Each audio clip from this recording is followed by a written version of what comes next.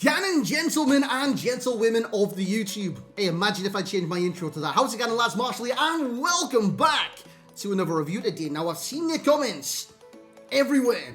You guys want a Haaland review. That will come very, very soon. Unfortunately, I didn't get the chance to do the Haaland review today. I'm hoping I do get the chance tomorrow to get Haaland's reviews, put together a video for him, and get my opinions across to you guys. But today we've got a different type of player. One that is always very expensive towards the start of the game. One who's got an MBE. Of course, it is Marcus Rashford. Now, this year, as you can see, he's got a 3-star week for boys. What's all that about? So again, is he worth...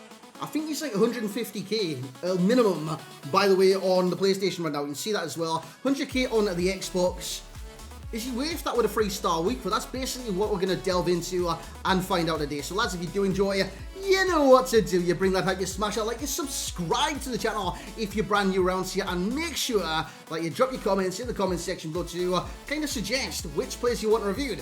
Haaland's noted, I've got that down, and Haaland will be getting done very, very soon. There's no doubt about it. But Marcus Rashford, he's got great acceleration and sprint speed, and in the gameplay, you're probably going to notice that.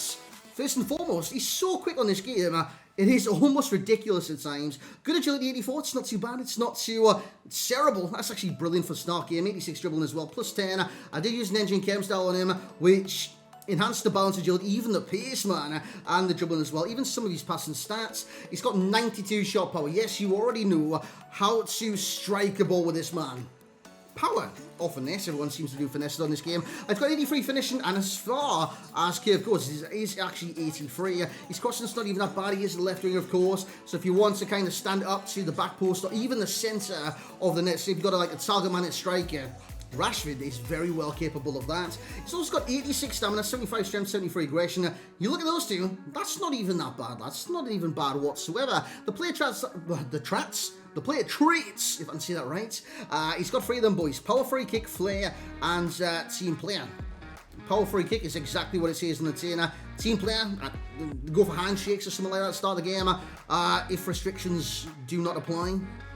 Like for like flu and stuff, and he's got the flair as well, 5-star skiller with flair. You love to see it, but guys, what we're gonna do now is jump in the gameplay, and I think you'll love to see this as well. So here we go then, lads, into the gameplay. Now straight away, this is my first game with Marcus Rashford. I actually didn't do anything this game in terms of assists and goals, I believe so anyways, and I just got thought to myself, this is an unlucky match. I'm basically getting used to Marcus Rashford at this stage. I'm taking numerous players on, getting the chances, whipping some crosses, and I just can't get on the ends and produce the end product. But this sometimes happens with players, hence why if you do a review of a one match, you can't be sitting with your opinion of the card, because it can change. It can change over the course of a number of different matches. Get a chance there, blocked by a defender. How many times will that sail into the back of the net? How many times will be blocked by a defender?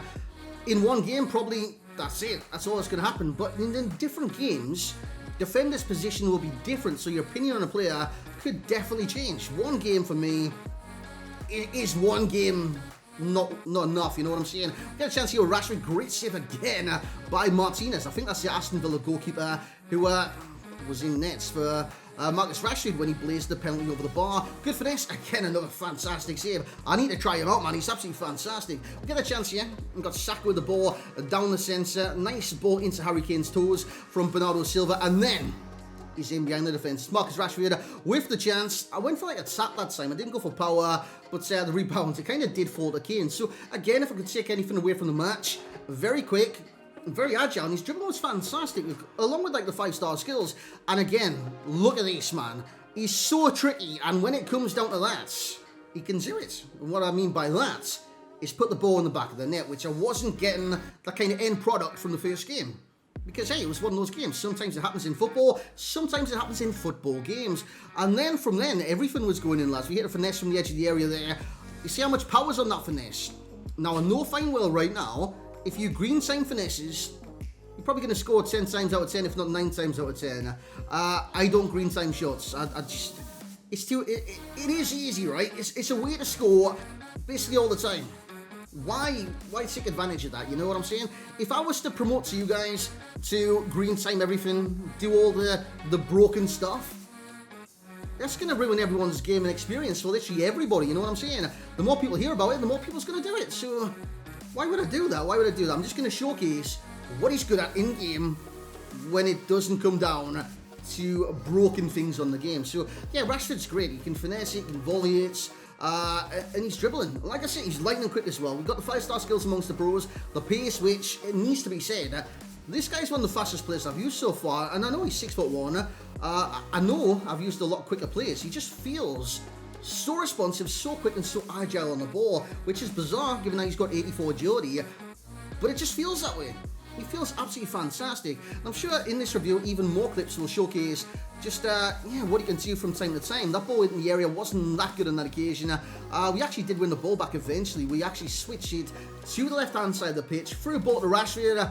He must have been like a hair offside, mate. I didn't even see the offside there when I instantly scored the goal and looked across and it was offside. I was like, are you sure about that? We got the ball here. We spread out with Bernardo Silva. By the way, in terms of cons, I couldn't find too many, lads. Not too many. I was playing him at Lamb in his position. And, dude, he played fantastic there. He actually played fantastic because he was attributing to the attack in a big way, from assists to goals. I think I can go over it right now. We got 2 assists, 4 goals in the games I did play, and that was a tap-in. But it is what it is. Sometimes you need to score the tap-ins. I like his agility, I like his dribbling, shot power. It has to be noted as well. And, yeah, like I did say for the cons, 3-star weak foot for me. That was the only negative, because outside the area with the 3-star weak foot, you're not going to do too much, unfortunately, lads. We play this ball down the line to Marcus Rashford. Chip the goalkeeper. That's a certain goal. No, it is not. It is cleared off the line before, I believe, actually, this may be the final clip that you do see in the review. This one right now. That's class by Luke Shaw, by the way. And then look at that. The pace and the dribbling to get past that man. It's like he wasn't even there. We get a chance to take on this man. Then we stand it up, Saka at the back post, back in the net. Easy as you like, boys, as we do now change the screen.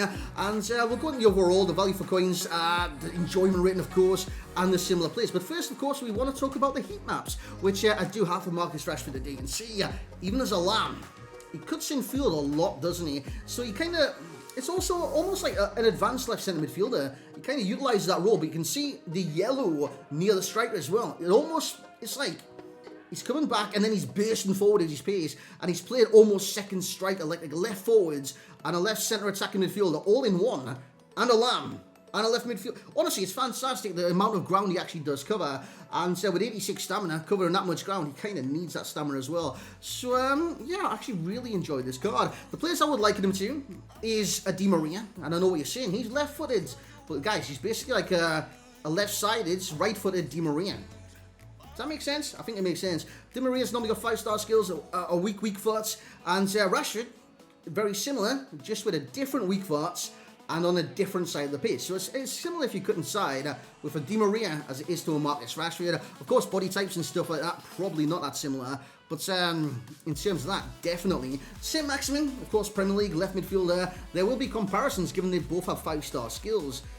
And I will say, you know the burst with them, like the agility, when you instantly accelerate? Very similar between Saint-Maximin and Marcus Rashford. Now, of course, Sadio Mane, he's kind of that, he's got the finishing of Sadio Mane. I actually really like that about the cards. And in terms of the overall rating, let's get into it right about now.